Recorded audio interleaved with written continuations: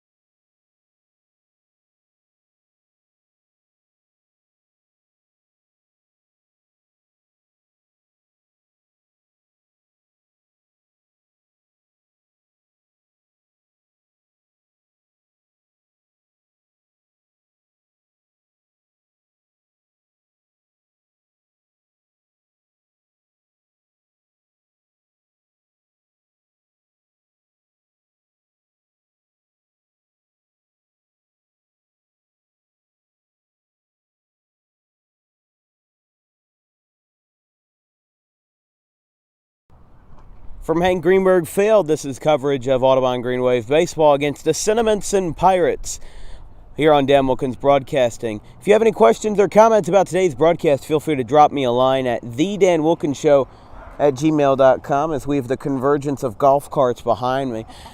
Got like two of them. It's going to be a traffic jam at the porta potty. Also, any serious sponsorship inquiries should also go to that email at thedanwilkinsshow@gmail.com. As we said, L.C. Smith starting for the Cinnaminson Pirates. Charles Smith, as he is also known, a 3.9 ERA, voted as, according to Kevin Minnick of NJ Advanced Media, the top sophomore pitcher in South Jersey baseball. So we'll see how he performs today versus the Green Wave lineup. Umpires are going over ground rules at their dugout. If the dugout looks extra packed today, like it's a herd of wolves, well, guess what? The freshman game, as we had mentioned beforehand, was canceled due to no umpires. So I'm doubting that there will be really anybody that's, going to be... You can see a lot of the JV guys are helping take care of, I don't know, whatever that mat is that covers the mound. I don't know. Whatever they got covering all that. They're pitching in. Yes, they are pitching in, no pun intended. But some freshmen are in the starting lineup today. Jason Stocklin will play defensively only in left field, and Nick Caladros is in the 8th spot, batting in the DH spot. So it's a good crowd, a lineup that we have seen before, not all the time. We're going to go over that when the Green Wave take the field. We'll go over, as there is the starting gun, there is a track meet today between West Deptford and Audubon. There's another one.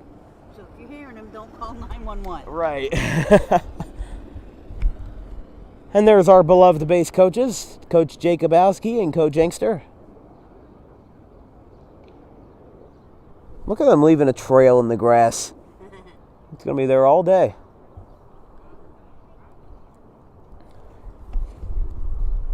We only got a couple of games left, and I will say to you, all of you, that tomorrow is going to be probably the most important broadcast of the season. Audubon goes to Haddon Heights to play the Garnets in what could be a game that decides who wins the Colonial Conference for the Wave. That's tomorrow. So, I love you, Danny Wilkins. Thank you, DJ. Getting all the love over there. I know. He was standing there for a solid 10 seconds just waiting for his cue. Now, Matt Wagner's going to be here in a couple of minutes, so he's going to be going to the Phillies game with us today, so I'll have to tell him my high praise from DJ. There's your 2 managers and 2 captains meeting at home plate if my camera decides to actually tilt down. Can we do that? There we go. Oh, okay, hold on. Here we go. So the guy on the left, that is the manager, Eric Teasdale for Cinnaminson. Very nice group of people over there. Cinnaminson's got to be at least 20, 25 minutes away. At least I think. Yeah. I'm not in Cinnaminson a lot, although it makes me think of cinnamon.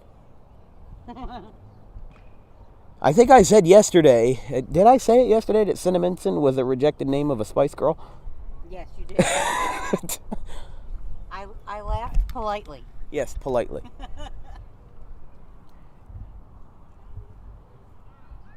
It does have the word cinnamon in it, so. Cinnaminson's clapping their hands and meeting in their dugout. Rich Horan in the middle of that circle, which is about twice as large considering the JV game got canceled. I do call it the freshman game, but there are some sophomores on there, so take that as you will.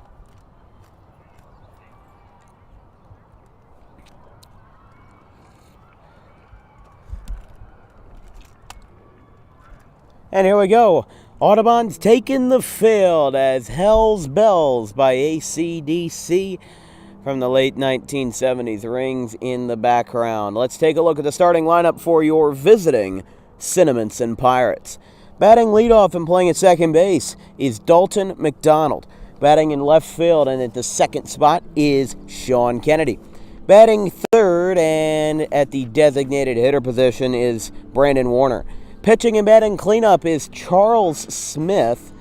Bless you. Excuse me, Charles Smith will not bat because there's a 10th man in the order, so you can't normally have 10 men, but I believe they're going to skip Charles Smith in the order.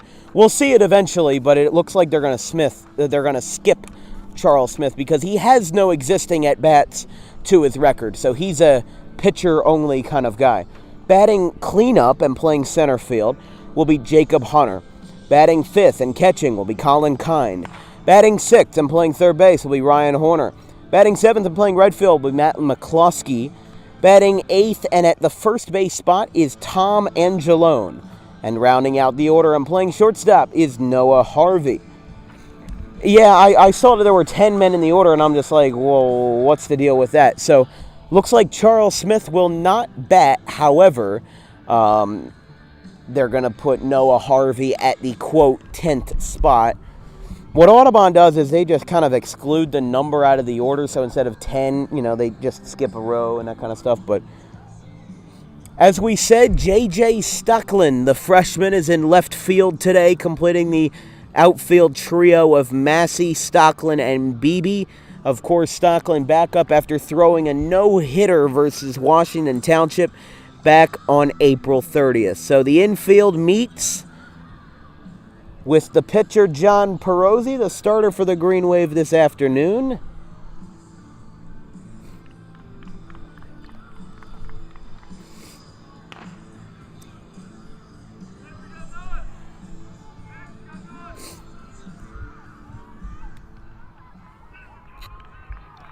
And here we go, Dalton McDonald facing John Perrosi in some out-of-conference baseball on this Wednesday afternoon. The first pitch is a ball. It's 1-0, and we are underway from the Hank Greenberg field.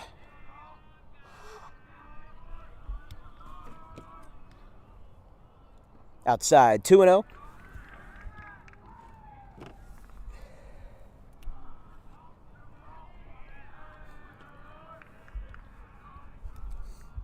Swinging a line shot in the left base hit.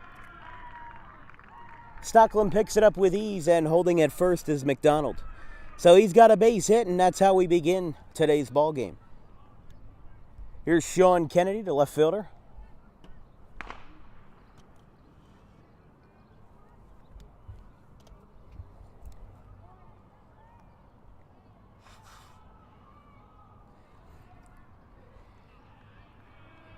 Kennedy batting .309 in his senior year in 2022. First pitch is a strike, announced audibly by the home plate umpire. It's 0-1. 1 homer, 9 RBIs, and 17 for 55 in 22.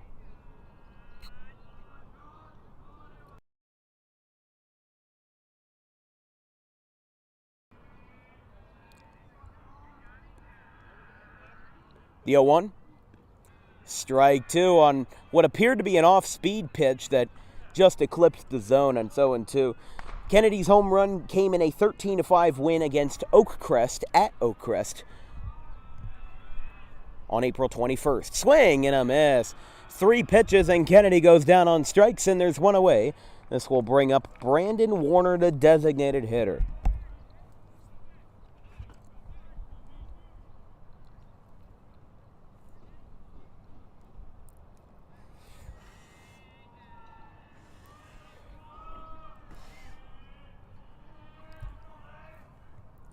First pitch, breaking ball, that's right down Broadway. It's 0-1. That's what I love about Perrosi's slider is that, whatever off speed that he's got, he always makes it work. There's a line shot over the head of Driscoll in the right center field. The ball kind of dies out there. Beebe's throw to third is cut off by Wiltsey, and we have a base hit for Warner. Runners on the corners now with one away. This is a tough first inning, a lot like Collingswood was yesterday, where those top 4 or 5 batters in the order are tough outs. Very, very tough outs.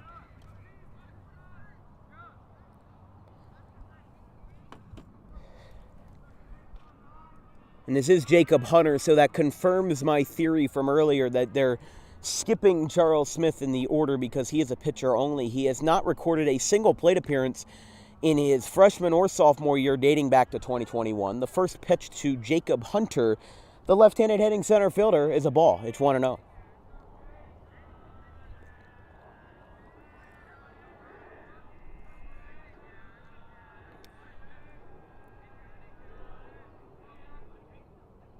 Strike, 1-1.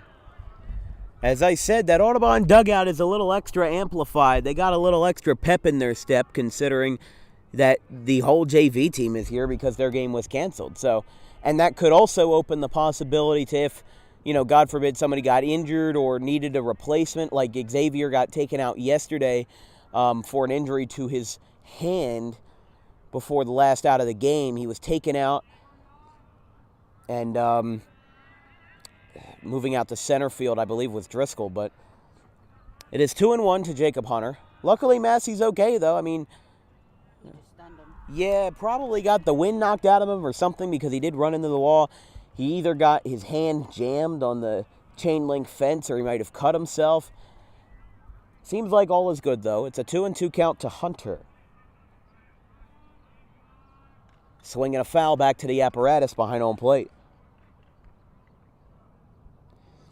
Jacob Hunter, the senior outfielder, batting .277, 3 extra base hits, all told 13 for 47, 11 walks this year, and 6 stolen bases for the lefty senior.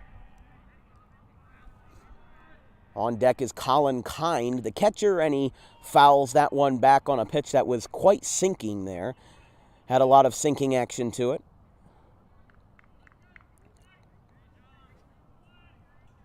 Perrosi really doesn't have a dedicated sinker, but sometimes that's just where the ball travels, no matter how you grip it,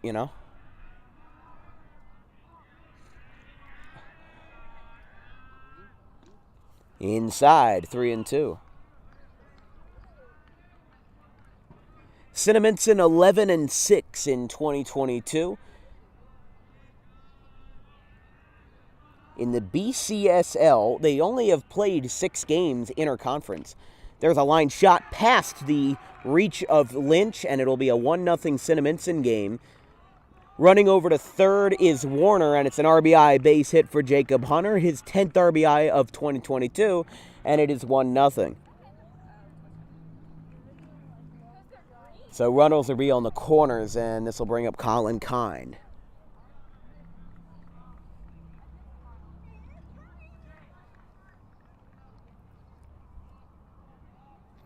So Perrosi in some early trouble. At least yesterday, Lynch was able to retire the side with the bases loaded, but it seems like today he is less fortunate as this brings up Colin Kind, the catcher. Remember, the BCSL, I would argue, is not a small, it's not a division or a conference, rather, that encompasses very small schools.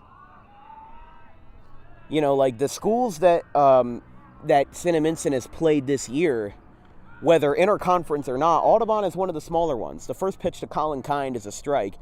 It's 0-1. On opening day on April 4th, they played Burlington Township. They started off the year 3-0 with wins against Bordentown and Camden Tech. They've also played Northern Burlington, Delran. And Cinnaminson has really played more Central Jersey schools. In the Thank You Classic, they played Delsey.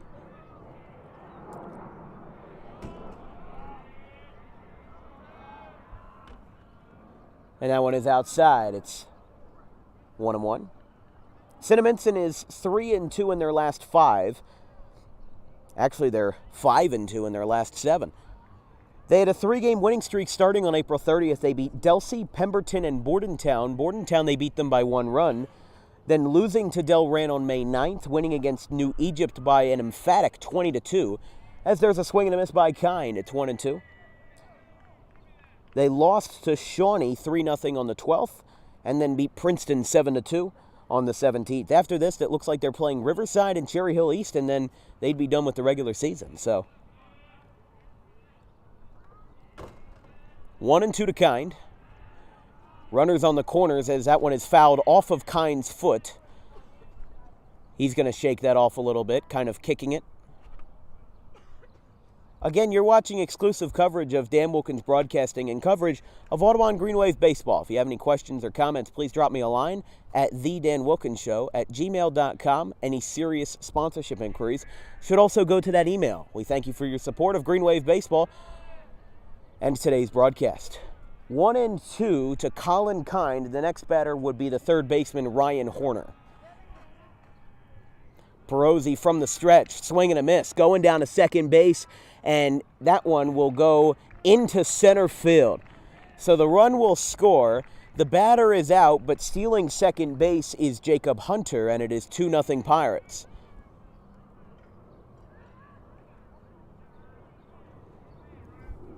So 6 men, at least so far, will come to the plate. There's 2 away.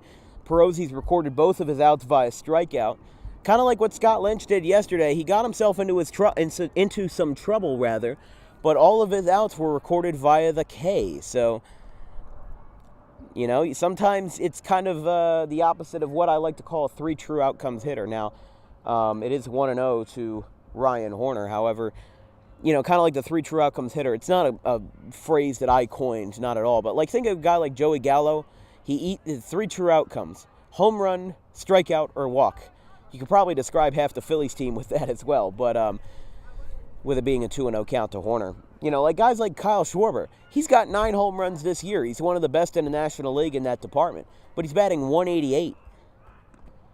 We saw that, you know, last year in the high school squad as well. The second baseman, Jordan Fowler, had a lot of pop. He was hitting a lot of extra base hits, but he batted under the Mendoza line. It is very quickly 3-0 to Ryan Horner, so Perrosi's definitely going to rub some rosin on his hands and try to recoup himself, because it's not an easy task whatsoever. Audubon running on one of their best winning streaks in years. 10 straight wins going into today. They went, oh, there you go. There's a strike. Horner was about to take first base, but then the green light got him. And that fastball was in a good spot, so there's really no arguing it, one way or another. Fly ball to left. Stocklin can't get there.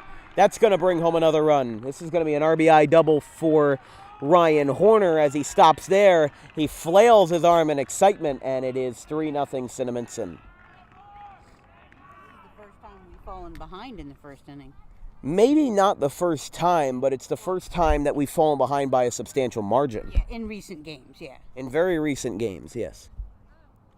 Like we said, Audubon had a tournament that they had played in Myrtle Beach. They played teams from the Carolinas, even a team from New York, upstate New York, Beekmantown. As the first pitch is going to be another base hit. Here comes Kind to the plate. And he will score. Oh my gosh. Wow. 4-0.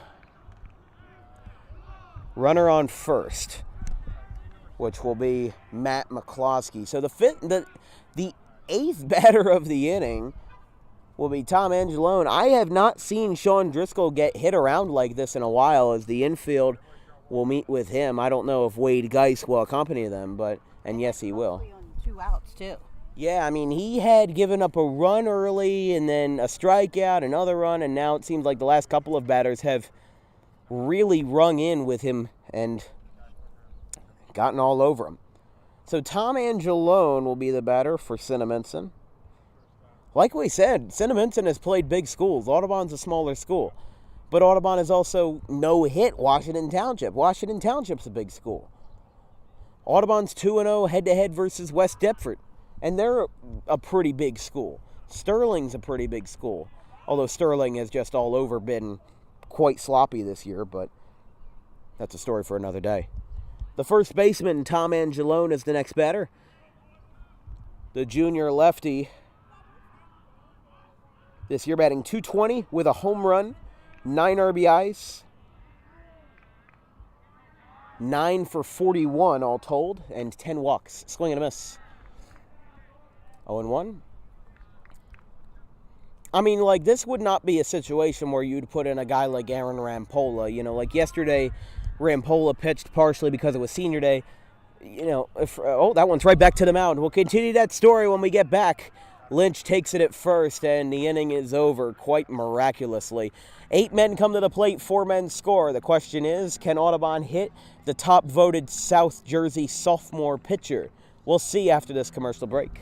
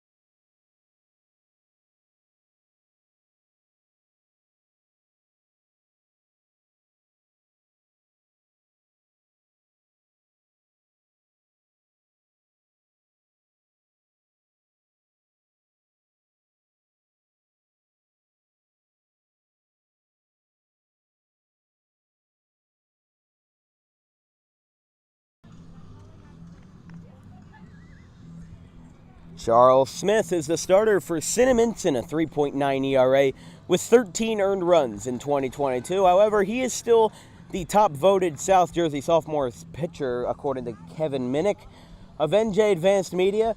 With that being said, let's take on the starting lineup that will challenge Smith. Batting leadoff and playing center field will be Xavier Massey, who's walking to the plate now. Batting second and playing shortstop is Tyler Wiltsey. Pitching and batting third is John Perrosi. Batting cleanup and playing second base is Sean Driscoll. Batting fifth and playing third base is Isaiah Pinckney.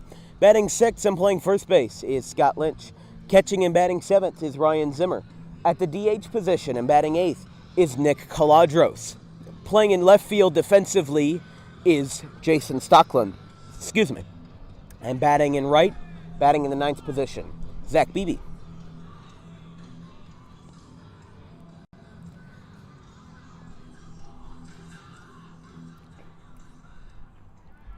So Xavier Massey comes up to the plate, 3 home runs this year. The bat has really come in for the Rutgers University commit that'll be attending later this fall, along with his teammate Isaiah Pinckney, as I like to call him, the dynamic duo. Those two are best friends, at least from what I've seen. And, they have a lot of heart in them.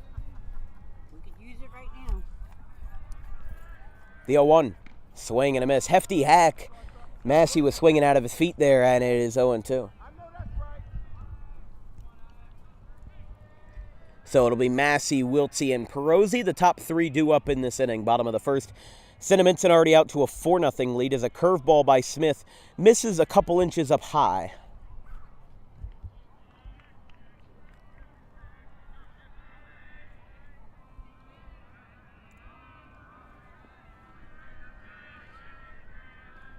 Swing and a miss at a breaking ball down low, but Massey's going to try to go to first, and he is safe.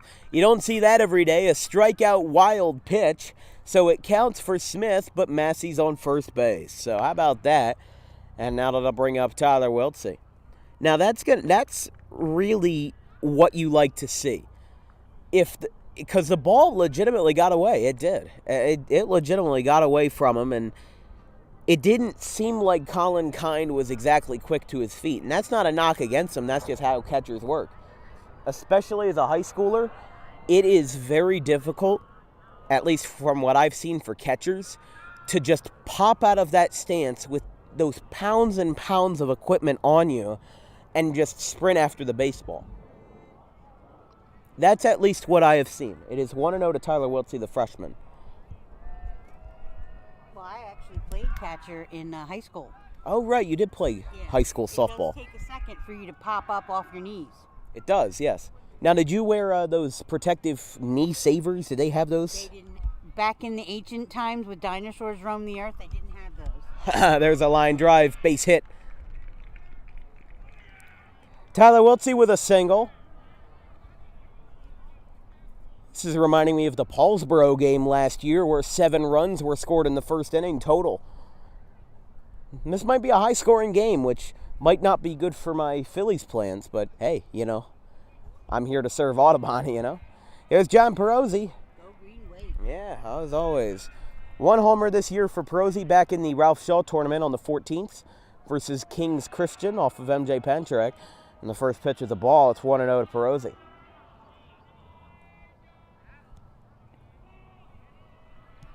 If you're just joining us, 2 runners are on, one on first, one on second.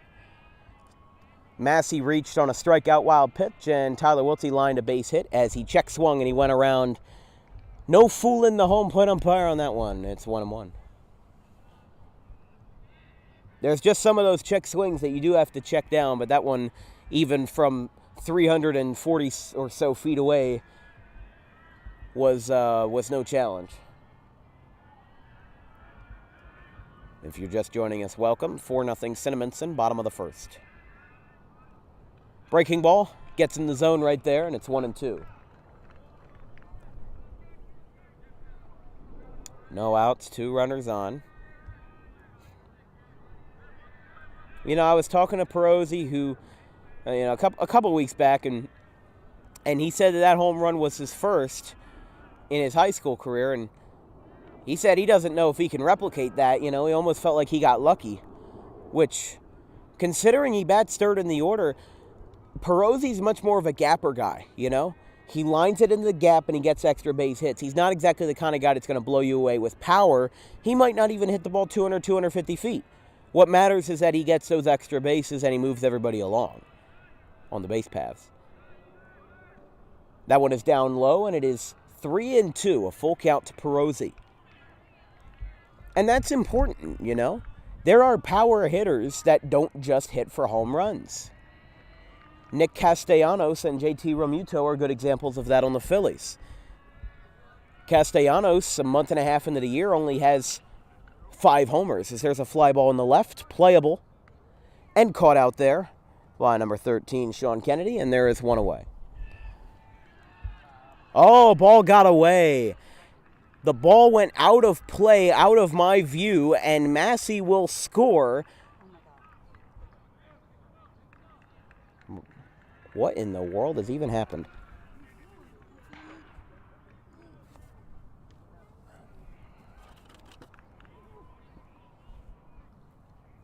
So, a 2-base error makes it 4-1. Tyler Wiltsey's now on third as another spider has entered our booth, and our equipment manager is running away. I don't like spiders. Fouled back by Driscoll. Now I have to reset all this. Excuse us, folks. There we go. We'll adjust that in just a second. 0-1 to Driscoll. It's a swing and a high drive to right. Playable. And caught out there by Hunter. He's going deep, and the throw is well up the line. Wiltsey scores, and it's 4-2. It's on the table.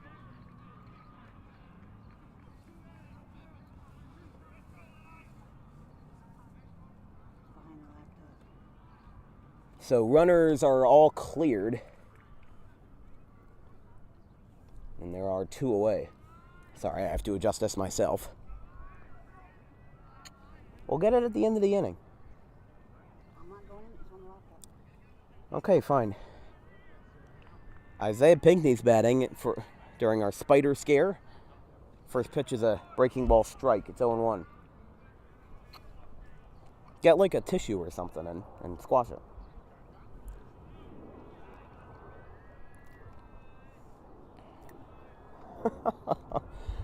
Oh my goodness. The things that happen in this broadcast booth. We're just interacting with wildlife, aren't we? Let me see if I see it. It's 0-2 to Pinckney. It's on the back of the laptop. Ah, I see it. Okay. We had one yesterday about twice the size of that. No, that's big. I'll grab it in a second. Okay. We're doing a broadcast here, Mom. Time is called at home. It's 0-2 to Pinckney. Green Wave have gotten 2 runs home on an E7 and a sacrifice fly to center. As Smith in some trouble, but really not of his own doing, as that one is in the dirt, 1-2. Again, Audubon dugout probably twice as loud as they would usually be.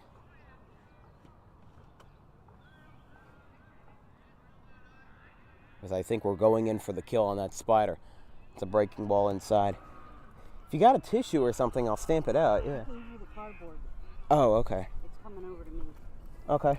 Then I got it. Just right. 2-2. Swinging a fly ball, foul. At least when I killed the last spider, you were away, so. Got all this grass and it's got to be on my table. Right. Swinging a ground ball, foul. Inning is not going to die for the spider, huh? Spider might have to die for the inning. Put it the other way. 2-2.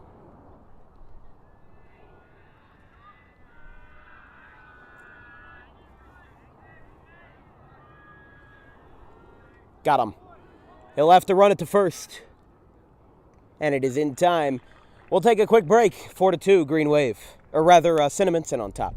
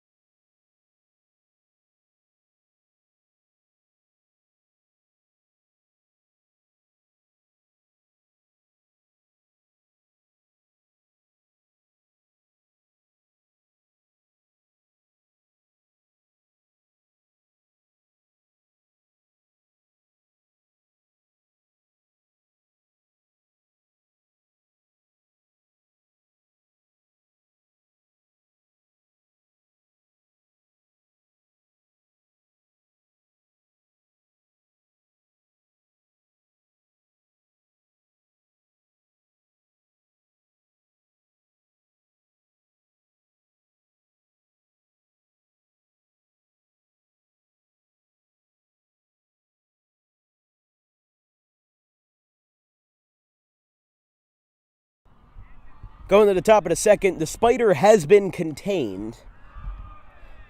It's 4-2 as the first pitch to Noah Wagner is a strike. Excuse me, Noah Harvey. I don't know why I said Wagner. Ground ball, base hit. Liner to left, Stocklin corrals it, and he takes a big turnaround first and holds up there. So Noah Harvey rounds out the order with a single. It seems like this order for Cinnaminson is very much well-rounded from top to bottom, not like Collingswood, where the top hitters kind of made the most threat, and then it had decreased quite gradually from there. But we'll go back to the order with Dalton McDonald.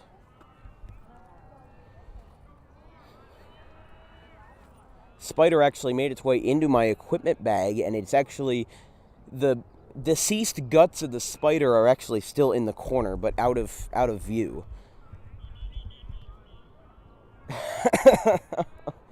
It's 1-0 to McDonald. In my iPad. I'd rather have it in the bag. Ground ball to third, throw to second in time, throw to first. Got them both. 5-4, 3-double play, 2 away. Excuse me. So around the horn, it's a double play, and this brings up Sean Kennedy. 4-2. First run for the Green Wave came across on an E7 that I didn't get on camera, but was just so bizarre that the ball, actually after the play was basically over, the left fielder threw the ball away as there's a swing and a miss. It's 0-2. Perrosi seems to be getting into a rhythm.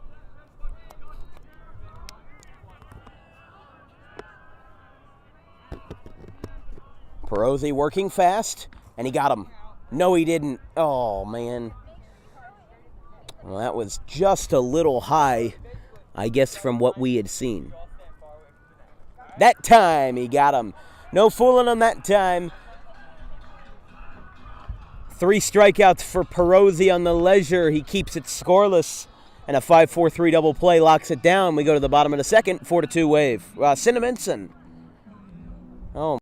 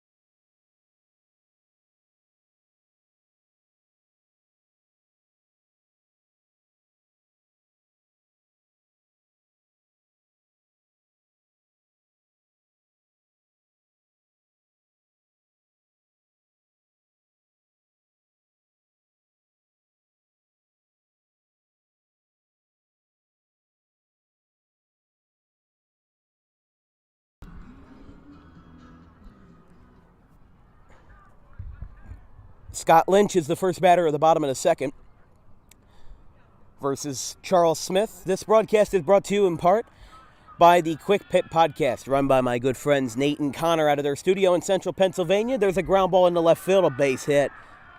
Beautiful piece of hitting by Scotty Lynch. Takes the first pitch and hits a frozen rope to left for a single. So now this brings up Ryan Zimmer. As I was saying, my good friends Nate and Connor out of their studio in central Pennsylvania.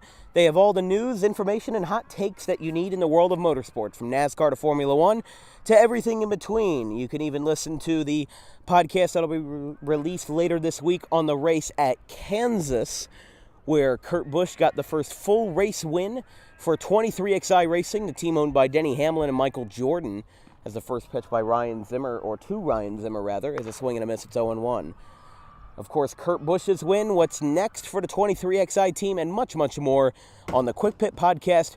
Find them anywhere where you can find podcasts, including Spotify and Anchor. We thank them dearly for supporting Green Wave Baseball and Dan Wilkins Broadcasting. Swing and a miss by Zimmer. He has been swinging out of his shoes all day. It's 0-2. 2 hefty hacks on 2 hefty fastballs. Hasn't seemed to affect him, though. He's still getting back in the box just as usual. Scott Lynch stands on first. And the 0-2 pitch to the sophomore catcher, Zimmer, is a swing and a fly ball hit softly over to first. He's got room, and he makes the catch. Caught out there by Tom Angelone. And this will bring up Nick Caladros. Haven't seen much of him lately. He's DH'd maybe once or twice, but nothing really substantial. Of course, he made the start in the infamous 14-12 Collingswood game, but actually, no, he didn't make the start. He made a long relief appearance. My apologies. First pitch high and away. Colin Kind nearly out of his crouch to get to that baseball. It was quite a bit high, right above the letters. It's 1-0, though, to Caladros. Strike on the outside corner, 1-1. Again, for our viewers that weren't watching yesterday, there will be no interview today if Audubon wins. We're going to hightail it out of here after the ball game to get to Citizens Bank Park. Seeing the chore that is the Philadelphia Phillies. Seeing them tonight and Friday night. 3 games this week. Haven't done that in a while. And yes, there is a track meet if you're just joining us. There's the starter gun going off. The 1-1. Oh, he balked. No. Okay, so I think they called time, and I think the home plate umpire signaled to the pitcher, you know what, he might have balked, and maybe they gave him a warning. I don't know, but they called time immediately, so that could have been it. I didn't see any signal by the batter, but it is 1-2 to Caladros.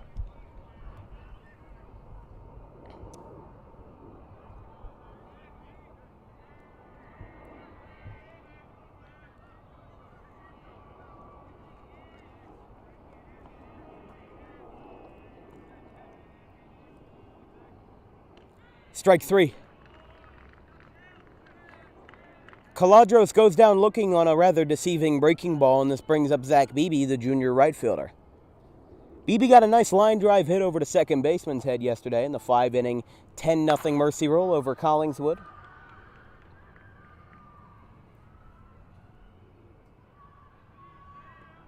Bottom of the second, if you're just joining us. 4-2, Audubon is trailing.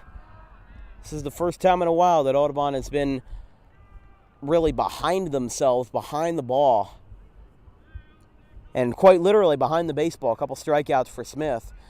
Massey actually struck out. Oh, look at this. A check swing is going to be called, but the ball gets away from Kind, and Scott Lynch will trot his way down to second.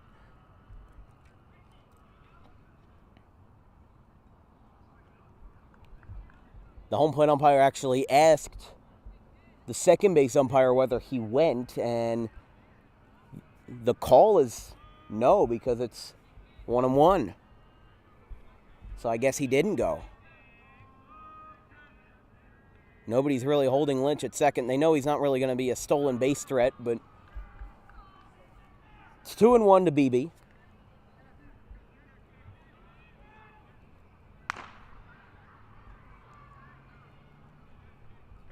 Beebe, a staple wide receiver on the football club in the fall. Had a couple touchdown catches last year. Was very good on that ball club. Pop up, first base side, Angelone makes the basket catch, and the side is retired. Very nice play by Tom Angelone, showing off that defensive prowess, and the inning is over. We go to the third. Audubon still trails by 2 from Hank Greenberg Field.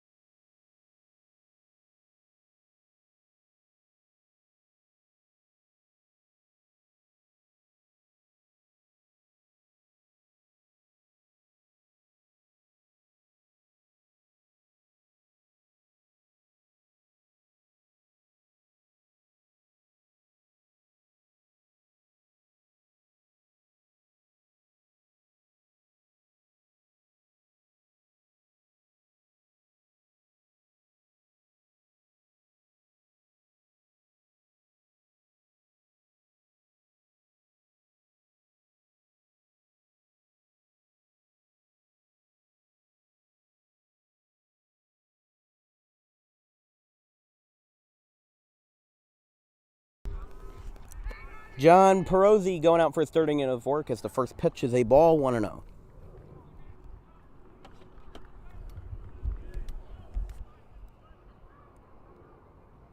It's a Brandon Warner of the Pirates.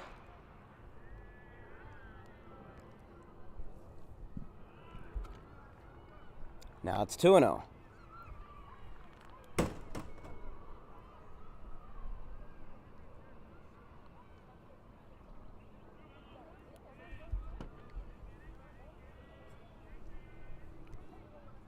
There's a swing and a high drive to right. Beebe on the run.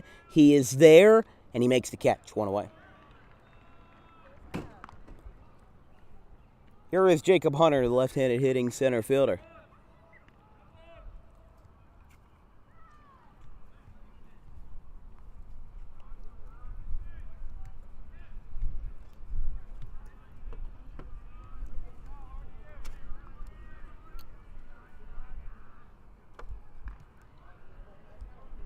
Ball 1 to Hunter.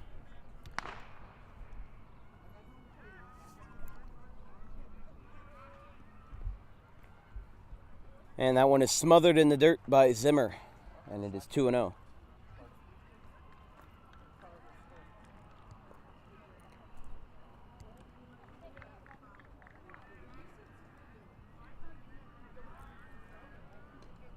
Outside. Quickly 3-0 to Jacob Hunter.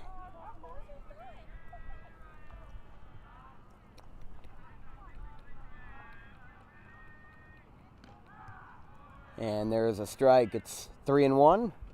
Gets back to him.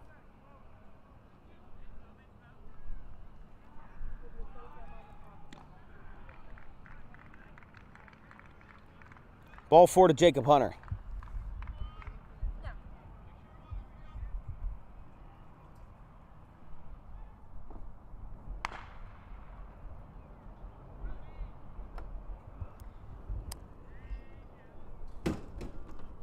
Here is Colin Kind with a runner on first and one away.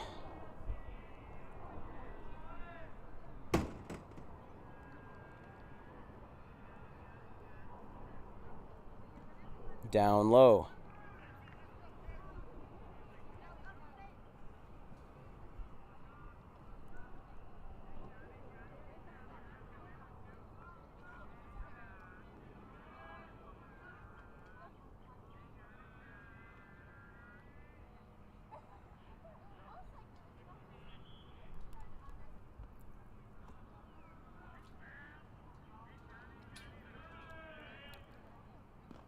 There's a strike.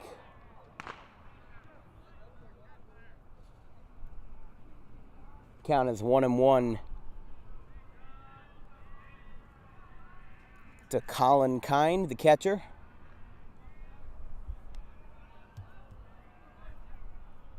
Swinging a fly ball, hit very high. Pinckney is there, 2 away.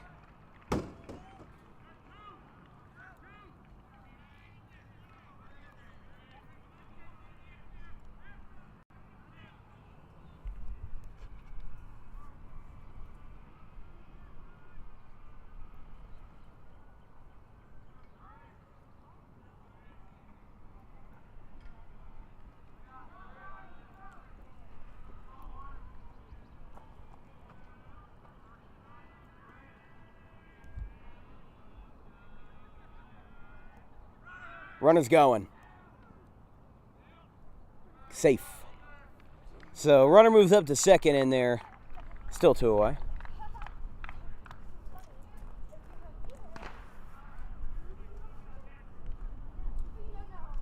It is 1-0 to Ryan Horner, third baseman for the Pirates. And there's the ball. Still 2-0 to Horner.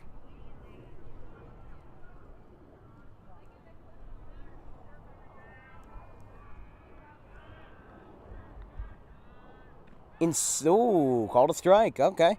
Goes in Audubon's favor. It's 2-1.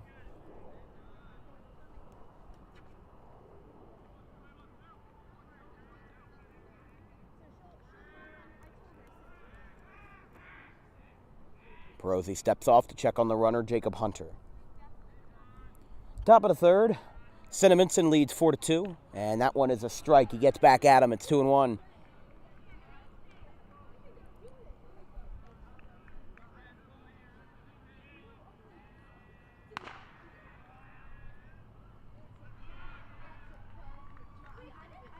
Throw to first is in time, and the side is retired. We go to the bottom of the third, 4-2, Cinnaminson.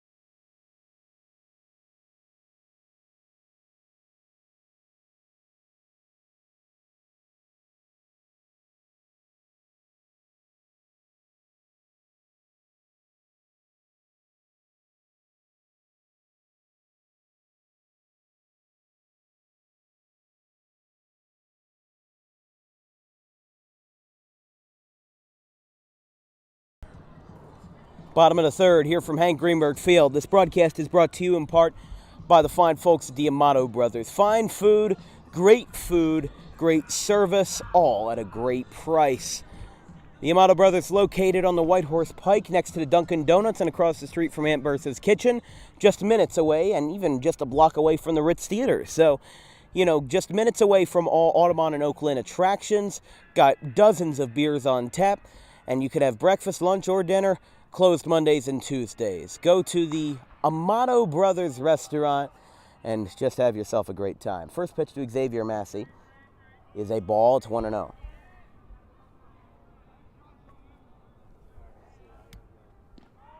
Now one's a strike. It's 1-1 to Massey.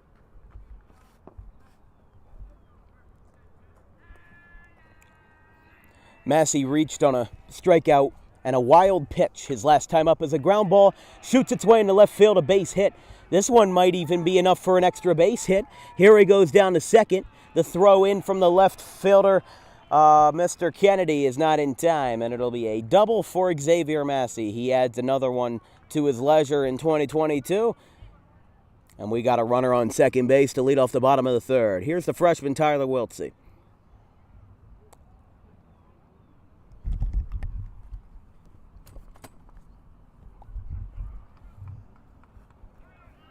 It'll be Wiltsey, Perrosi, and Driscoll due up for him. Bottom of the third. Green Wave are trailing 4-2 to the Cinnaminson Pirates in out-of-conference play. Audubon has arguably their game of the year, which will be our next broadcast tomorrow afternoon, 4 o'clock at Haddon Heights. Now, Haddon Heights, I will say, as that one is very low, has a very high fence, at least 12 to 15 feet tall, all the way around. So our team's going to be getting there a little bit early on tomorrow, and we're going to see what the best option is. If we have to broadcast down the foul lines, we might have to. If we have to broadcast behind home plate, we may have to. But just there is no way that, like in West Deptford, the fence was about 6 feet tall, maybe 6.5 feet tall. So what we did is we put the tripod at its highest point, and I just had to reach over to adjust the camera. But Haddon Heights is so tall that there's just no way that can happen. So the 2-0, though, to Wiltsey. There's a swing and a high pop-up left field side. Kennedy going over, can of corn for him. And he makes the catch, and Massey's tagging, but no, he holds up. That was very risky. And the fact that he held up, definitely a good sign there, because if he had gone with the fact of where Kennedy was placed, that was not going to be a good combination. So here's John Perrosi, the senior. Being the starter this afternoon, he gave up all 4 runs in the first inning, allowed a couple of base runners since then, but has kept the fort to his own, allowing no runs in the second and third inning.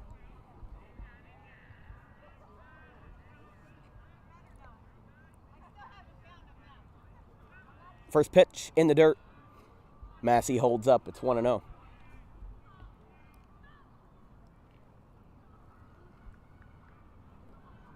One away, runner on second.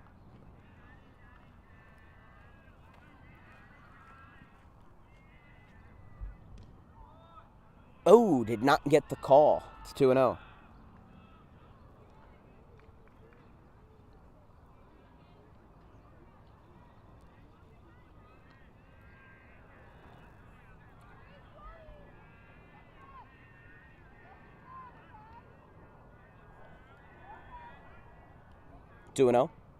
Swinging a fly ball down the right field line. And that one will go foul just past Mark Wiltsey.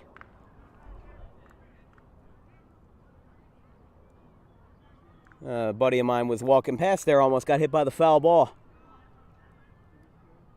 It was Stephen Pepe over there. 2-1 count to John Perrosi. Sean Driscoll's on deck, the cleanup man for the Wave. With a runner in scoring position, there is a foul back to the apparatus, 2-2.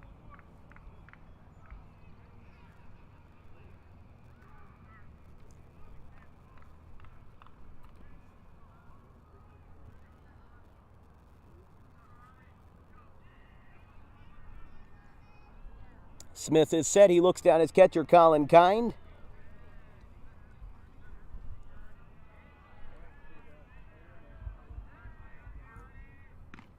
And, so he didn't get the call earlier, but he got the call that time. Perrosi down on strikes, and there's 2 away. This will bring up Driscoll.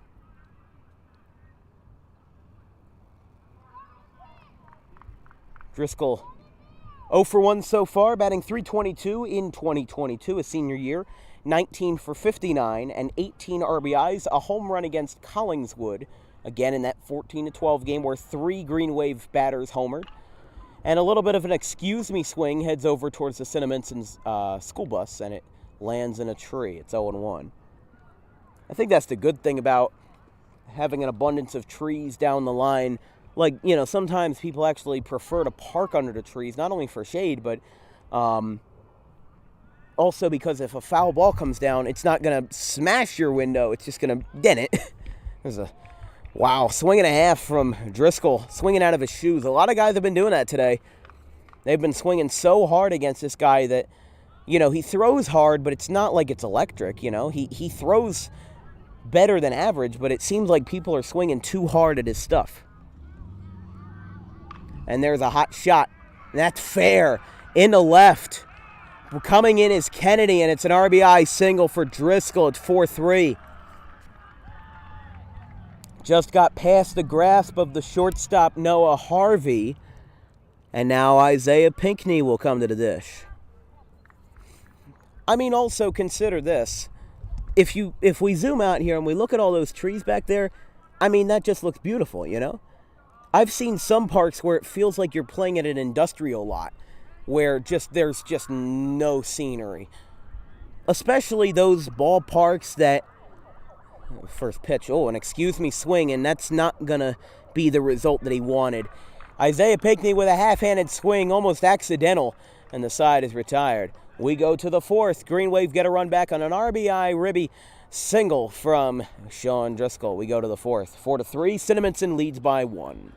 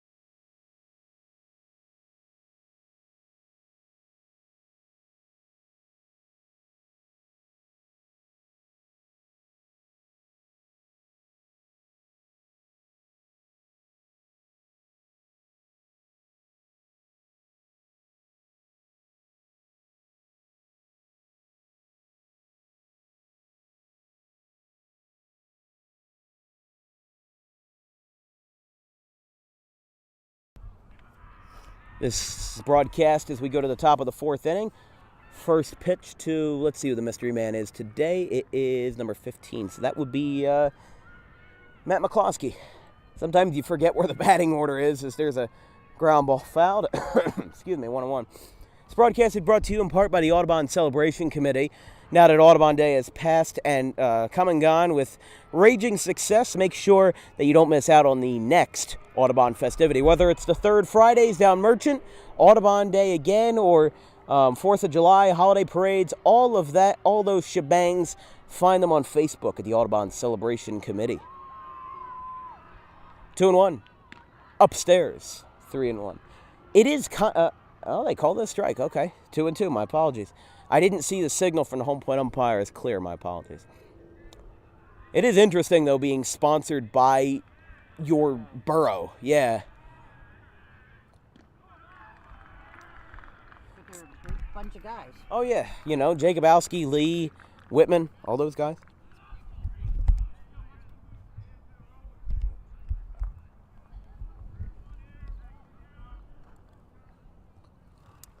Here's Joe Angelone, Cinnaminson's first baseman. First pitch Upstairs, Zimmer pump fakes, but to no avail. It's 1-0. Hustling and bustling on this Wednesday afternoon, and very fair weather as well. It's going to be getting much, much more oppressive throughout the week. 73 degrees with wind blowing in from right field, or in from center field rather, at 10 miles per hour. Humidity at 32 degrees. It did say a 40% chance of rain, but I don't see any threatening clouds in my eyesight. So Friday, I mean, this weekend, you're either going to stay inside or you are going to make a beeline for the nearest public pool. It's going to be 99 degrees on Saturday. That is insane. And it's 1-2. Swinging a fly ball. Hit deep to center field. Massey makes the catch on the run. Beautiful play. He rockets it back to the infield. Bless you. And it is 1 away. So this brings up the number 9 hole hitter for Cinnaminson, Noah Harvey.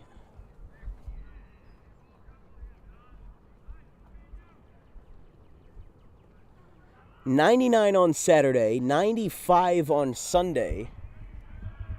And with 1 away, runner stands on first.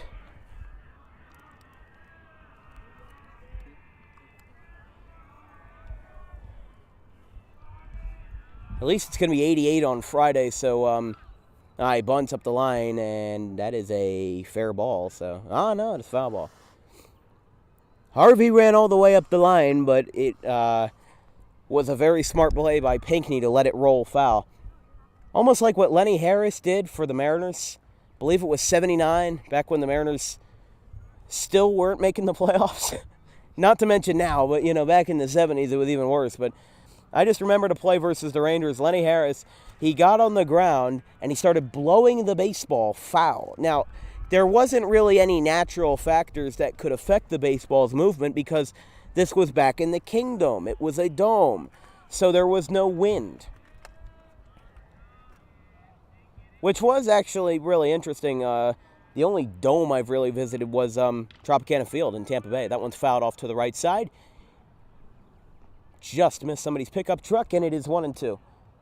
I think I heard a thud, so that might have hit somebody's car, but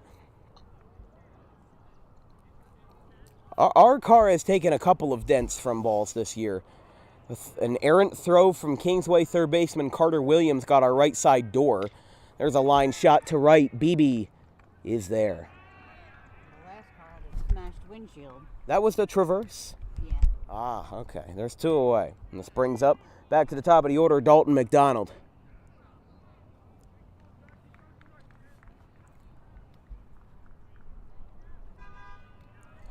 Runner on first, 2 away. 4-3, Cinnaminson leads by 1. They had a 4-0 lead at the end of the first and haven't been able to replicate that same offensive success since then. First pitch upstairs, 1-0.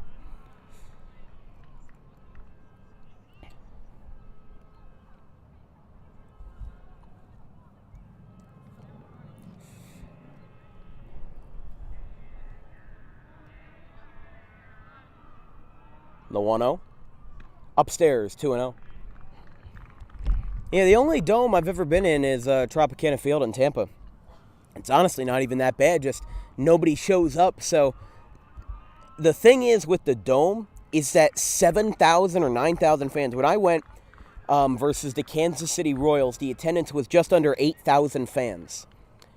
So 8,000 fans sounded like 20 or 25,000 fans in that amplified sound of the dome. Now, the thing is, in one of the games where I was sitting, the speaker system isn't exactly that well built, as that is a strike. It is 3-1 to McDonald, but if you're not sitting right under a speaker, you know how it's kind of like the best comparison I can make is like an indoor water park like Sahara Sam's. We'll continue that story when we get back as... Actually, no. Perrosi is hurt. Oh, no. He got hit by the ball. It came right back to him. LePayover coming straight out. It's his leg, I think.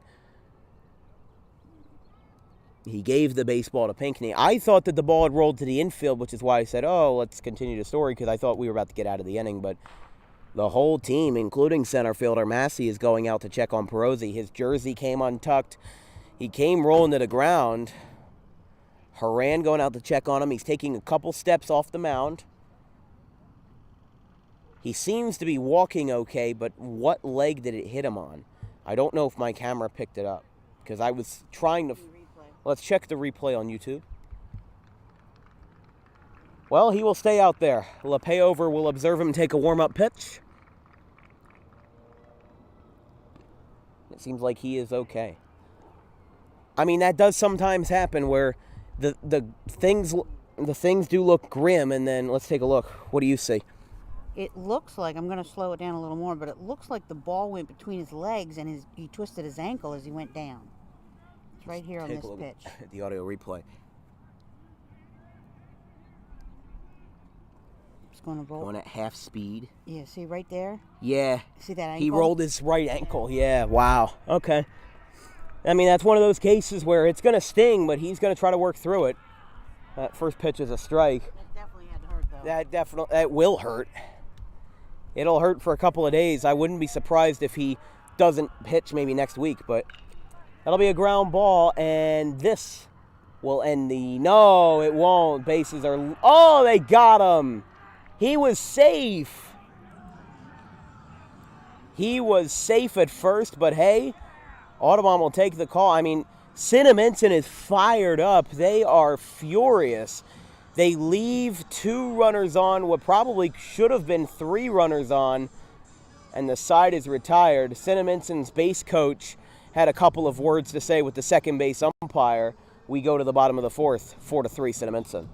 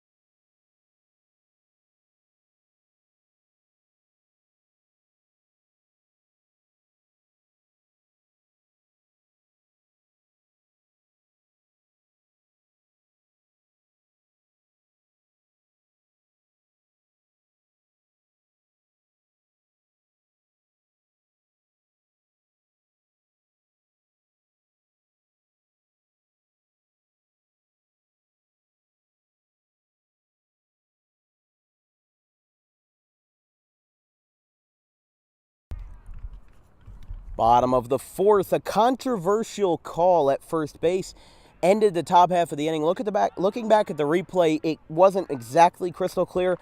However, from my visual view, he very much looked safe. I called him safe on the broadcast because I just thought he was safe. But he was not. And it is 1-1 to Scott Lynch. This broadcast is brought to you in part by Doug Does Anything, your local handyman. That one is inside 2-1. If you need anything done, no matter how big or small, give Doug Does Anything a call, 856-412-0118. Doug Does Anything, of course, repaired our kitchen and bathroom just before the new year. Did a very good job, and he's a very local guy with a lot of personability. That's ball 4. So Lynch will take first base. So now here comes up Ryan Zimmer, the sophomore catcher. It'll be Zimmer, Caladros, and Beebe, the bottom of the order. Then we'll go back to the top with Massey. Time is called, so... I'm sure there's still some lingering confusion. I don't know what the base coach for Cinnaminson said, but I'm sure he was fired up. The broadcast saw that he was safe. And look, I'm an Audubon guy, but that, sometimes those mistakes are made, and, you just got to acknowledge them and move on. You're still winning by 1 run, so, if you're Cinnaminson, you just have to follow the game plan. Don't let that hang over your head. We're all human. Yeah, we are. Umpires, players, coaches, everybody.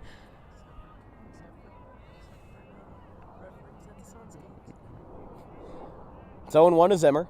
Swings and lifts it. And it is caught by the shortstop. Messed up that camera angle. My bad there. It's 1 away.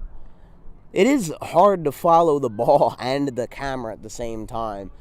Because, like, sometimes if I'm following the ball going in the left field, sometimes I overshoot it and then go past the left fielder. Then I got to go back. And because it's a one-camera system, I have to decide, do I follow the base runner? Do I follow the ball? Do I follow the path of the ball? Hey, we're not the Phillies with 6 different camera angles. They have more than 6, really. But they got those people that walk around with the cameras on their shoulders. And they get way more money than I do. They have way more money than we will ever have. It's 1-0 to Nick Caladros, the freshman designated hitter, in the lineup for the first time since a couple of weeks ago when he DH'd at home. And that one plunked him. So Caladros is plunked. And now the pitching coach will go out and speak with Charles Smith. In fact, the whole infield's meeting with. I wonder if they're going to take him out. I feel like Cinnaminson would be the kind of team to be quite responsible with their pitching considering their record. But, like, I will admit, Audubon's very good, but they don't have very good responsibility with their pitching. Not saying that their pitchers are bad. I'm saying that the management of those pitchers can definitely be improved. And that's not a player issue, that's a coaching issue. And, you know, there's people that file in and out of that dugout every single year. There's new faces, there's old faces alike. And there's some people that have been there for 30 years. There's some people that have been there for 1 year. You're already on YouTube, guys. Enjoy the ball game. Pitching visit is over. Love interacting with these fans out here. There's a track meet going on between West Deptford and Audubon. Looks like we got some people running around. This might be a middle school track meet for all I'm concerned, but I haven't seen anybody that I recognize.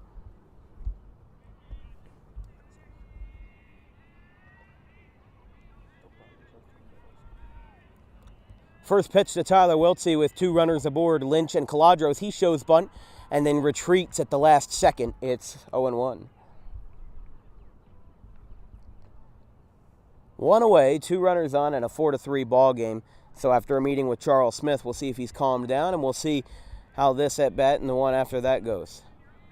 Rather, this is not Tyler Wiltsey. This is Zach Beebe. My apologies. From afar, they look similar. Similar jersey numbers. They both have blue bats. They're both clean-shaven guys, you know. I mean, there's not really... It's not like you see Charlie Blackmon-style beards on this team, although that would be awesome. Probably the guy with the most facial hair is Isaiah Pinckney, and Scott Lynch, maybe. Xavier's got some, too. Massey, yeah. Sean Driscoll's got, like... I mean, yeah, he does, but it kind of blends in more because he's got, like, the redder hair. 2-strike count to Beebe, and it misses low. It's 2-2. And again, that Audubon dugout, look, I mean, everybody's on the top step here. And that's what you call a winning culture when you have your teammates, even the teammates that you barely even play with from junior varsity. They are supporting this guy at the plate. And the 2-2 pitch. Swinging a ground ball. This could be 2. Oh, it is booted at third, and it goes to the shortstop. Oh, my goodness. It's booted by Ryan Horner, and the bags are loaded. And you know what makes this even more ominous is that it's Xavier Massey. Xavier Massey? What is his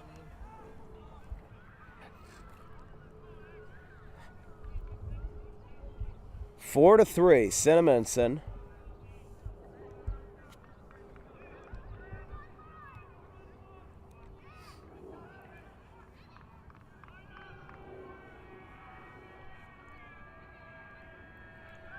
The catcher, Colin Kine, calling for his infielders in. Massey with 3 homers this year.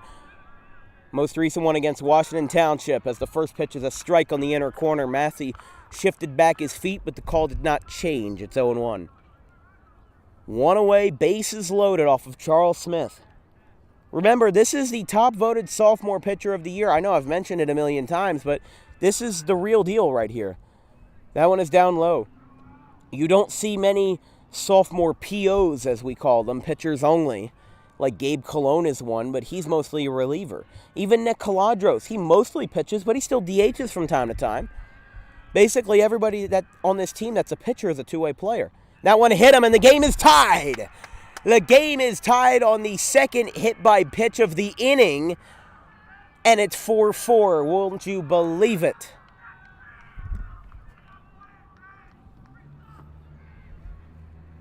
So Caladros got hit. Beebe got an E6, E5 rather, and his catcher Colin Kind is going to calm him down, and Massey gets hit in the broad left shoulder, and now here's Tyler Wiltsey. So a hit by pitch. This game, the 4 runs that Audubon has scored have been very unconventional. Their first run came across on an E7, a throwing error by the left fielder. Their second run came across on a sacrifice fly. Only one run out of the 4 has come across on a hit all day, which was the third one by Sean Driscoll, an RBI single in the third. And the fourth run, of course, was the hit by pitch you just saw as a line drive in the right. There's a base hit. The Green Wave are going to take the lead. Rounding third and scoring is Caladros. Making the trip home is Beebe, and it's a 6-4 Green Wave lead. An aggressive send. The ball got cut off, and the ball never reached its destination, i.e. Colin Kind. Runners will be on first and second as the Green Wave dugout, amplified by a dozen today, with the junior varsity game being canceled, absolutely hopping. It's 6-4. Now, this is what you call a comeback. You're down by 4. Why don't you score some extra runs on top of that? And for a team that's won 10 straight, Cinnaminson is not a small school. Cinnaminson is no joke, and Audubon is whipping them right now. 2 runs in the first as the first pitch to John Perrosi, who seems to be now more unfazed by that rolled ankle in the top half of the inning. 2 runs in the first, no runs in the second, a run in the third, and now 3 in the fourth. I mean, that was a good throw from the right fielder McCloskey, as there's a line drive caught at second, and they get them both. So the inning ends unceremoniously, but it counts the same. Just could have been so much more. A line drive double play ends it. We go to the 5th, 6-4. Green Wave lead by 2 runs from Hank Greenberg.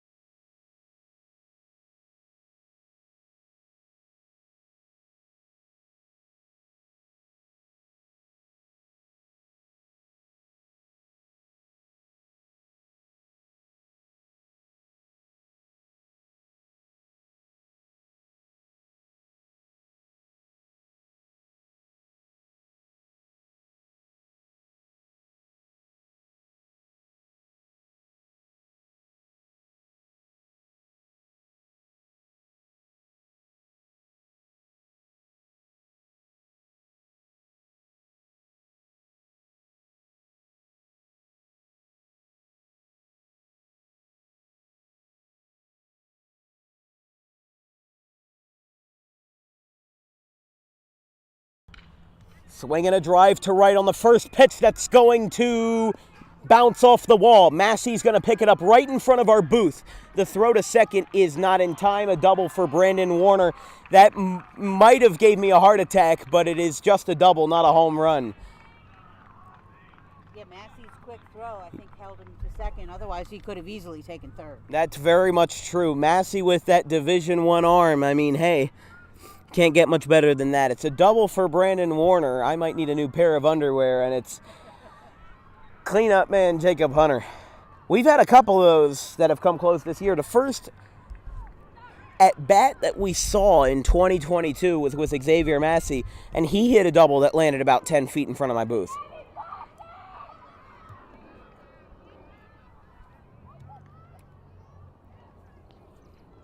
And of course, in the Thank You Classic, Massey would hit one over my booth, right onto the track.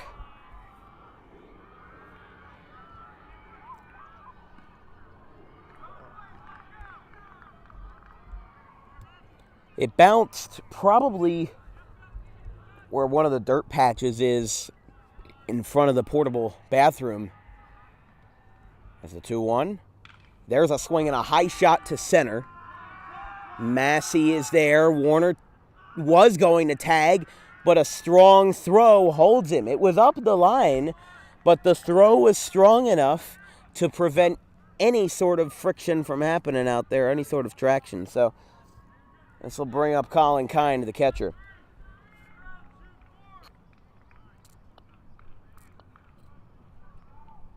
One away. This broadcast is brought to you in part by Crafty Couture DIY Studio, just blocks away from the Speedy Mart and Antonino's Pizza on Merchant Street. It's a DIY chalk studio with pre-made home decor ready to be purchased and brought home, including some Audubon merchandise and some graduation merchandise. So if you're graduating high school or college or whatever, including, yes, to my left, Matt Wagner, and or if you're a parent whose child is graduating, there's everything from signs to banners, home decor, everything of the sort. And, well, let's hold that thought as that one is a foul ball, but you could also schedule private classes. So if you can, spend some time, check out her Facebook page, Crafty Couture DIY Studio and more on Facebook. Again, right on Merchant Street, just past the downtown district.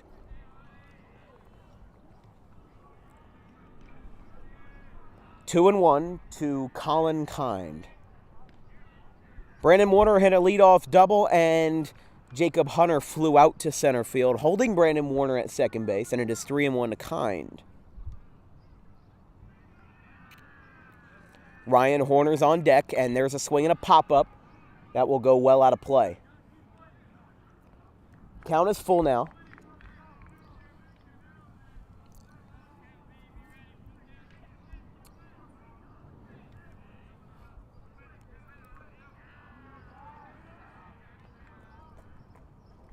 Swinging a little chopper to third. Throw to first by Pinckney is in time, and Warner again is held up at second. Now they got one more out to lock it down, and now we'll have Ryan Horner. Phillies play the San Diego Padres tonight. I will be in attendance. If you see me on TV, keep in mind I don't have a current acne treatment, but hopefully they don't zoom in too close to my face. But Bryce Harper out of the lineup again. Still recovering from that elbow shot as a swing and a miss by Ryan Horner is 0-1. The lineup for Zach Wheeler's team is going to be Hoskins, Bohm, Castellanos, Segura, Realmuto, Schwarber, Camargo, Herrera, and Quinn. Schwarber no longer batting in the third spot, all the way down to sixth tonight. It's an 0-2 count to Ryan Horner, the third baseman for Cinnaminson. Popped up. BB's running over. He's got a chance to grab it. And it is a foul ball beyond the cones and under the chain link fence.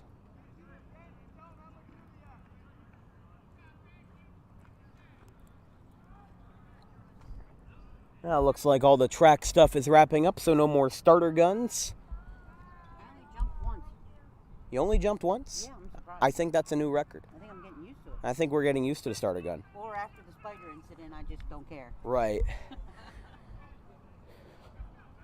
whatever sabermetric you've wanted to make out of this, we have had 2 spiders in the booth in the last 2 days.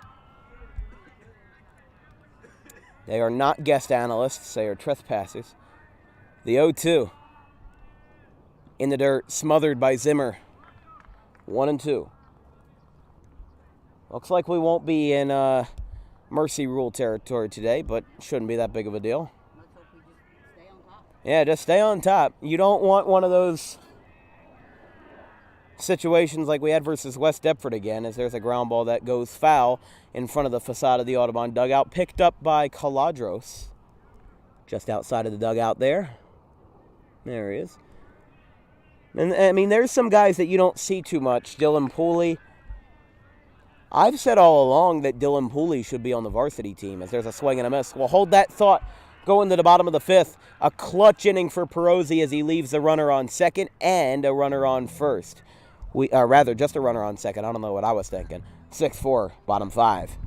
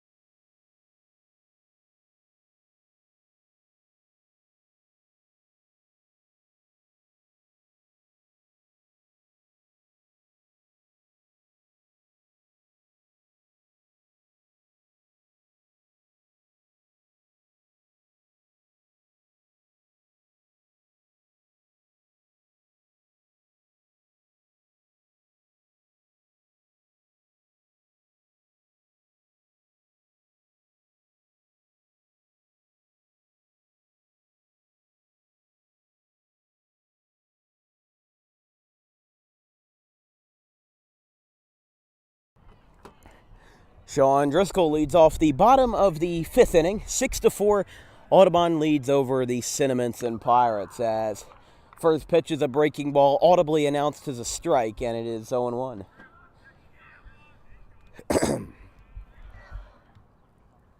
Swing and a miss.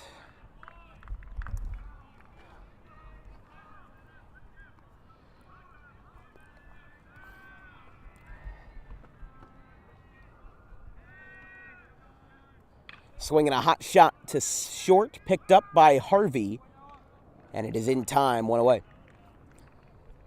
I think the last time I attended 3 Phillies games in 1 week was during the August road trip to the Midwest. I've never attended 2 in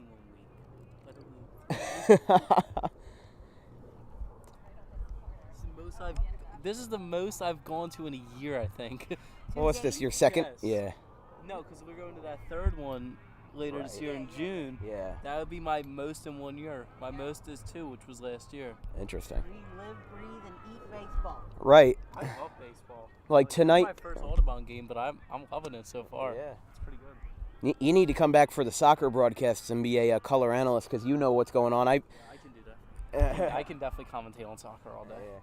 I mean, when I played soccer when I was 7 years old, and that wasn't the kind of competitive soccer. That was the kind of, okay, the goalie's going to just pick at the grass and the dandelions for a couple minutes. Oh, yeah. 7-year-olds, it's please don't kick it in our own goal. There's a line shot to left, Ooh. and it is caught. Great play by Sean Kennedy, 2 away. Nowadays, soccer at our age, 17 and stuff, can't even look away from, if your goal, you can't even look away for 2 seconds without having to worry. I mean, look at the Sterling goalie, Joey Lomas, set a record for most consecutive games with a shutout, yeah? He did. Yeah. He was a very, very good goalie. I mean, depending on where you're going to school, that would definitely be a possibility for home games. He'll be a D1 goalie, definitely. He's very I meant for where you're going to school for the commentary, because, yeah. Oh, RCS, sir. I thought you said you were going to Ryder. Or was that not a No, possibility? that's Makayo. Ah, okay. Speaking of Makayo, they're all going to a Union game tonight. Oh, very nice. Who is Union playing? I think Orlando FC. I see. It's 0-2 to Scott Lynch. And that one's outside, 1-2. Inter Miami, okay. You heard that Lionel Messi is going to be signing with them in 2023 once his contract with PSG expires. Is he? Yes, he is, according to sources. As a swing and a miss, talk about a shutdown inning. He gave up 3 runs in the previous inning, and now strikes out a bunch of batters. And we go to the top of the 6th, 6-4. Green Wave lead by 2.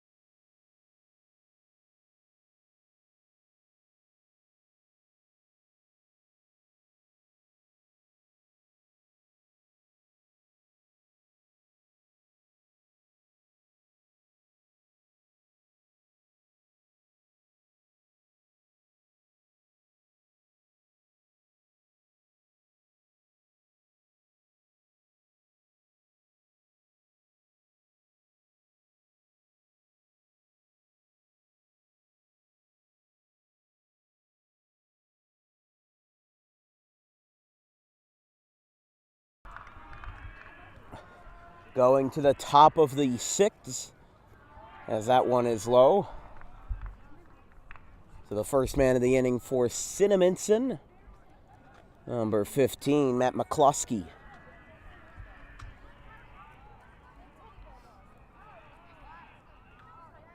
Hot shot.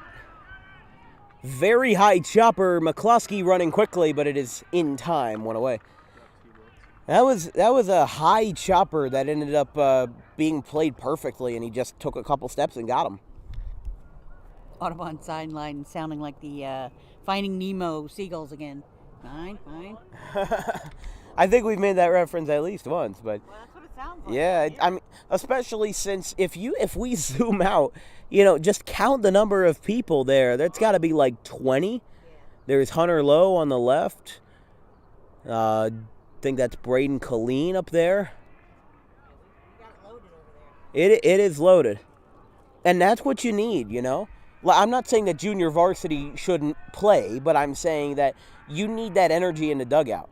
One thing I noticed was even on defense, Audubon's up in the cages while Cinnaminson isn't up while they're on defense. They're more quiet. They also have less guys to work with. I think we have great camaraderie and support with our teams. 1-1 is a breaking ball that just misses the zone. It looked like it might have been there, but call goes Cinnaminson's way, and it is 2-1. Again, top of the 6th, Green Wave lead 6-4. And it's 2-2. Perrosi is a very fast-working pitcher. You see, he doesn't waste a lot of time. He just stares down his catcher, waits for a sign, then almost immediately he kicks and deals, and he hits a ground ball out to short. Wiltsey again, and that is in time, 2 away. Oh, wow, slamming his helmet on the ground was number 11, Leon, the pinch hitter. Here's Noah Harvey. So Leon slammed his helmet on the ground after being out.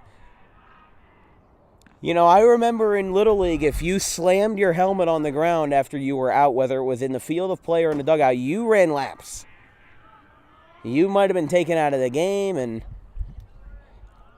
it seems like in high school that maybe has not been the same, because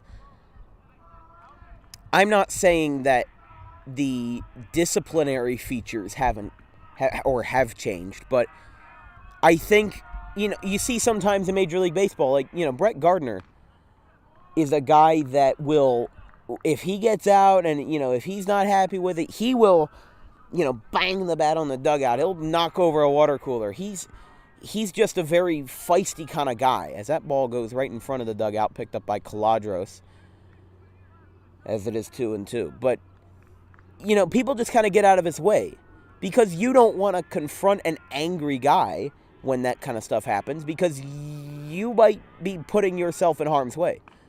That one's outside. The best situation, in my opinion, is to just, if as long as it's non-tangible objects, or not people, The 3-2 is upstairs, ball 4. Emotions get to everybody at some point. Oh, yeah. I mean, it's happened to me in Little League. Happened to me in junior ball when I was at my worst. Here's McDonald. Dalton McDonald back to the top of the order. Hitless today. How long can your worst go on for? How long can my what? Can your worst go on for? A whole year.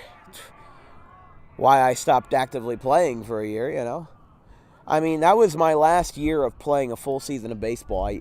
Mount Ephraim fielded a junior league team in 2019 when I was in 7th grade, and 2020 was, of course, COVID. Now, I had signed up for the junior league team for Audubon, but after the first practice, I was kind of unmotivated to play because I was worn out from the rigorous conditioning that they were doing, and I said, what's the point, It seemed like they were doing that for nothing, and then it seems like I got bailed out as there's a looper in the left, a base hit.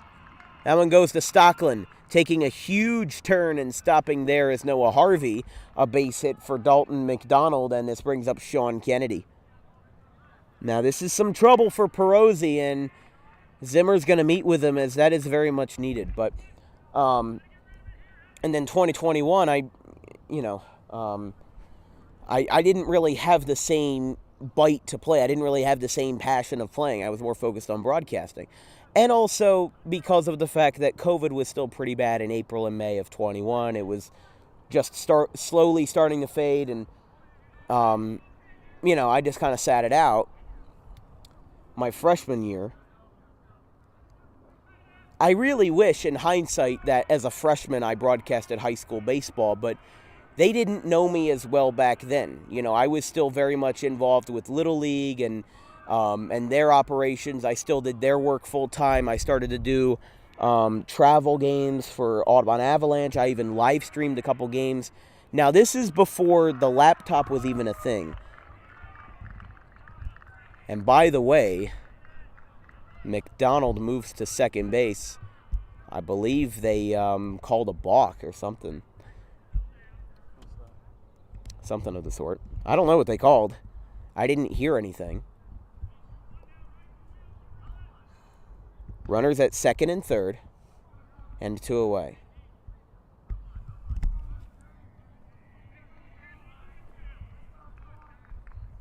It's 0-1.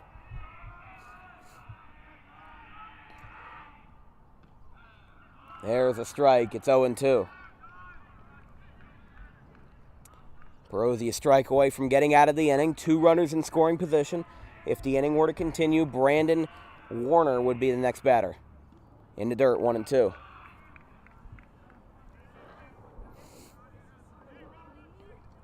Yeah, even before the laptop was even part of our repertoire, before the camera, the tripod, anything of the sort, I actually live streamed a couple of Little League playoff games on my phone, doing my own commentary. It almost was like I was live streaming a game on FaceTime. That's basically what it felt like, because we were using the Little League Facebook group to broadcast the games. 2-2. Hot shot, grounder to Perrosi. He knocks it down, and the inning is over. Kennedy thought he was safe, but that was a very easy play. It did take a little while, but we go to the bottom of the 6th, getting in some crunch time from Audubon. 6-4, Green Wave.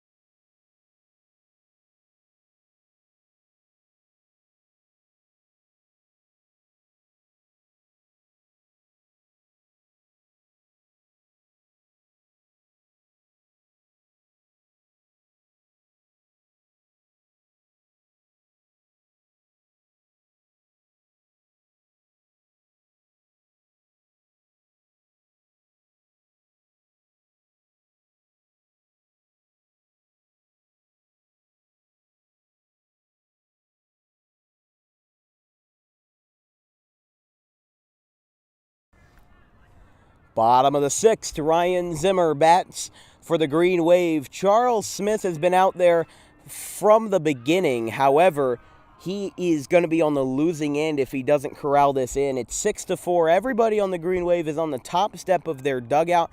Cinnaminson, not as much. Bless you. The 1-0 is a line drive to left, and that one is caught out there. I can't find the left fielder. There he is.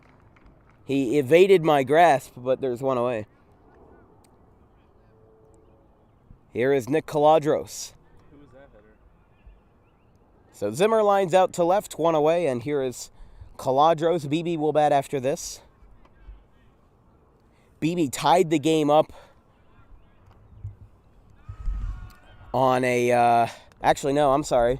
BB set up the play that helped tie the game because he got hit, he beat out a ball that was booted. It was an E5, and Xavier Massey then got hit by a pitch, and the game was tied at 4. And then, of course, Tyler Wiltsey gave the Green Wave the lead right thereafter with a 2-run single to right.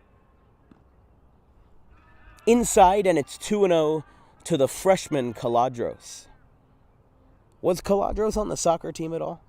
Yeah, I forgot if he was or not. He didn't get a whole lot of playing time. He didn't play for varsity. He played for JV. I see. He played a little bit.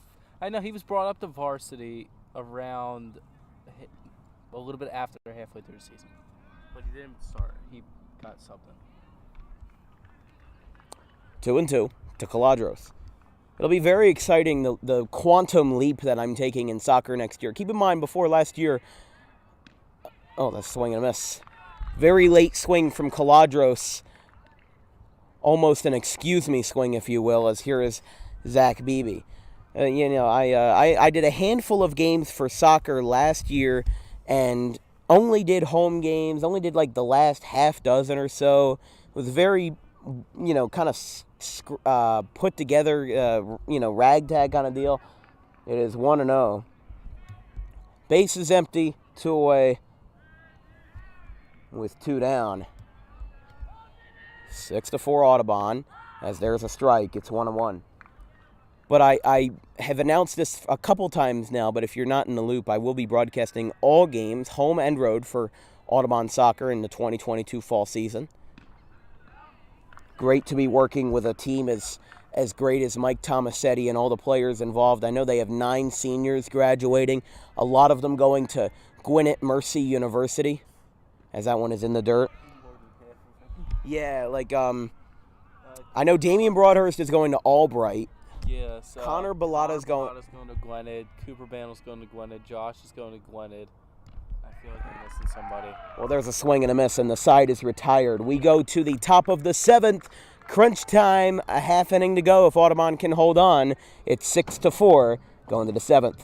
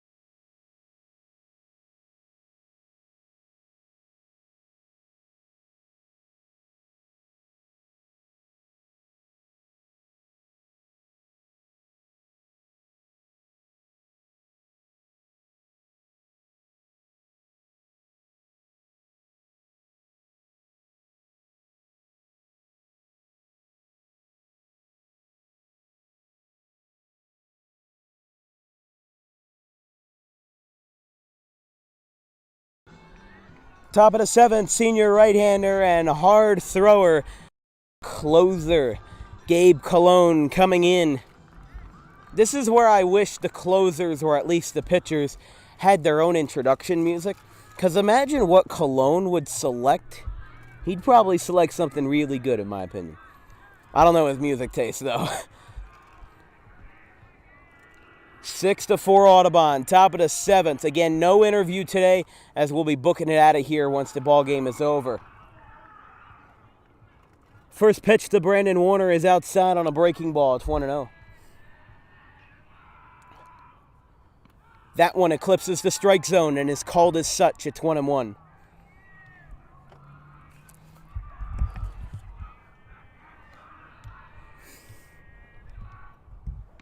Three straight breaking balls. One was a ball, 2 are strikes. It is 1-2. It'll be Warner, Hunter, and Kind. In the dirt.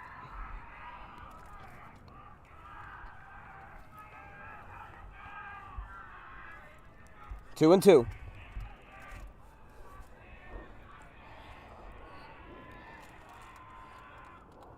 Down low, 3-2.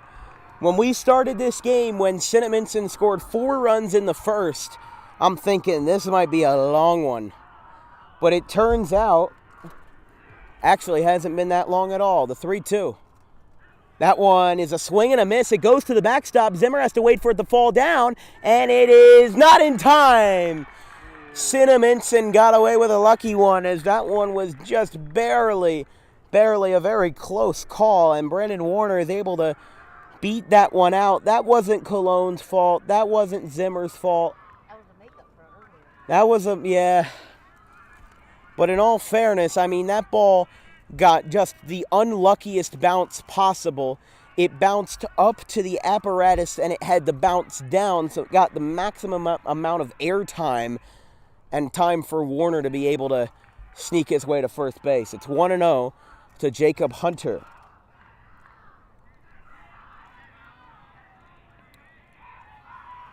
Jinxed it, Dan. There's clouds popping out now. We're fine. We have the umbrella set up. It's 2-0. I'm not talking about here. I'm talking about the Phillies game. We'll be fine. 2-0 to Jacob Hunter.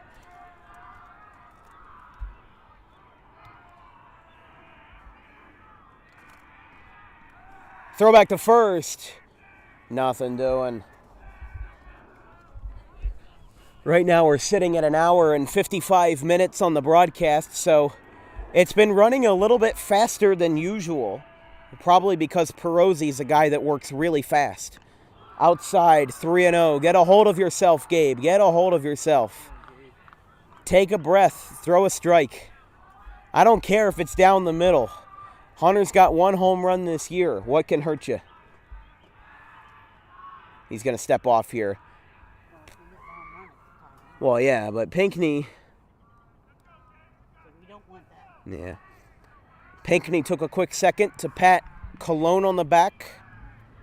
He might need it. It's a 3-0 count. This might be the most influential pitch he's thrown so far, besides maybe the previous batter, and that one's ball 4. 2 runners on.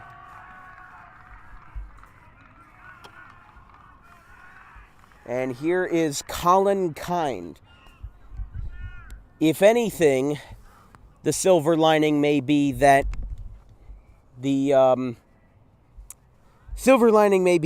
this is starting to get to the bottom of the order. This is the number 5 hitter for Cinnaminson, so it's still dangerous, but it's not deadly.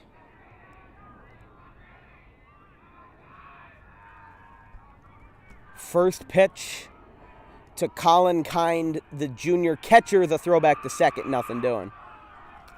Cinnaminson having a rave in their dugout. I told you, they were going to get loud eventually.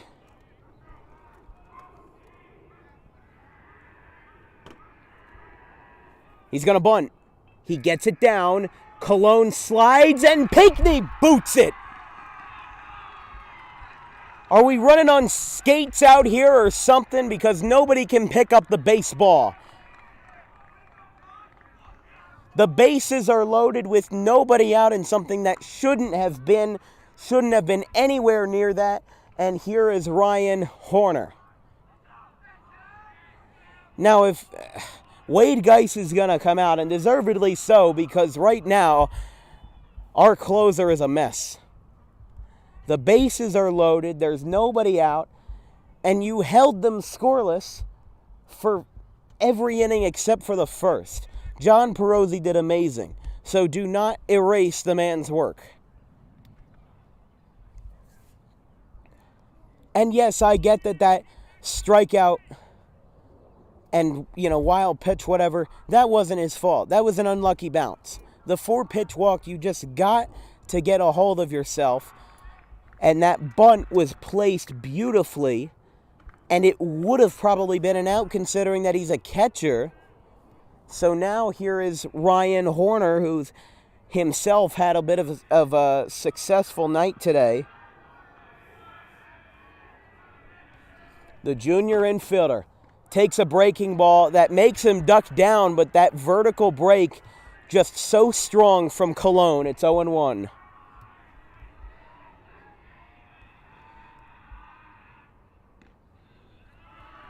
There is a strike. It's 0-2, and the Green Wave erupt in cheers. Horner batting .297, just one extra base hit in 2022. There's a breaking ball, hit back to the mound. He throws to the plate. Got him there. Throw to first is in time. Did they get him? I believe they did. They got them both. Now that's what you call making a comeback. Dwight Massey is pumped up from his spot in left center field above the Anizek sign. A 1-2-3 double play. It'll go on the score box. And Gabe Cologne might have just saved this game with his own glove. It took a one hop back to the mound. Runners are on second. Runners are just on second and third. Green Wave looking for their 11th straight win, starting their winning streak against West Deptford back in late April on a swing and a miss. Makes it 0-2 to Matt McCloskey. Can they extend the streak? The bases were loaded. And now 2 men are on with 2 away. The 0-2 pitch is outside. It goes to the backstop, but Zimmer holds up. If the inning were to continue after McCloskey, the batter would presumably be Tom Angelone, the first baseman for Cinnaminson. A 1-2 count. Runners on second and third. Cologne kicks and deals. Swing and a miss! You can put that one in the books. Win number 11 in a row for the Green Wave. Beebe, Stocklin, and Massey meeting in the outfield. Everybody meeting at the plate. And a sigh of relief, a much-needed sigh of relief, makes it 11 straight wins as the Green Wave take down one of the bigger schools in the BCSL, the Cinnaminson Pirates. 11 games in a row. The Wave were down 4-0 in the first. They got 2 back, and they took the lead in the bottom of the 5th. Never looked back, and they extend that winning streak. Your player of the game will be Tyler Wiltsey. However, we will not do an interview as we are going to pack up our stuff, head over to Philadelphia, and see the Padres face on the Philadelphia Phillies. From everybody here at Dan Wilkins Broadcasting, I am Dan Wilkins. We'll see you same time, different place tomorrow in Haddon Heights for what could be the game of the year as the Green Wave face on against the second best team record-wise in the Colonial Conference. We'll see you next time. From Hank Greenberg, we're signing off for now. Green Wave win it 6-4.